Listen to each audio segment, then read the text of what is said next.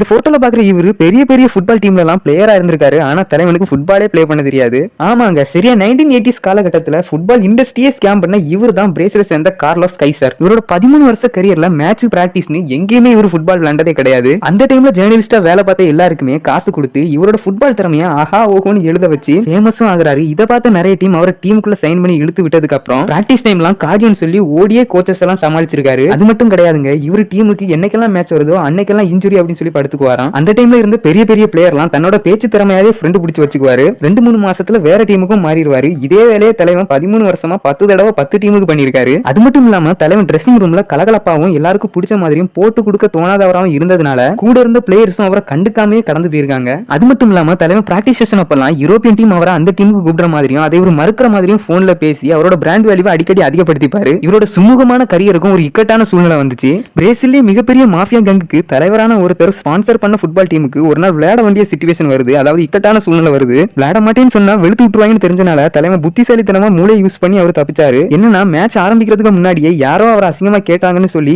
Audience சைடே இறங்கி சண்டை போடுறாரு. இதனால மேட்ச் ஆரம்பிக்கிறதுக்கு முன்னாடியே ரெட் கார்டு வாங்கி வெளியேயும் போறாரு. கடைசி வரைக்கும் தலைவன் மாட்டவும் இல்ல. 1990ஸ்ல அவர் ரிட்டையர்டும் ஆகுறாரு. கடைசியில 2000ஸ்ல ஒரு பேட்டில அவரே அவர் பண்ண ஸ்கேம சொல்லுவாரு. இதனாலதான் இந்த உலகத்துக்கே அவர் பண்ண ஸ்கேம் தெரிய வரும். இல்லனா இந்த விஷயம் இது வரைக்கும் யாருக்குமே தெரிஞ்சிருக்காது.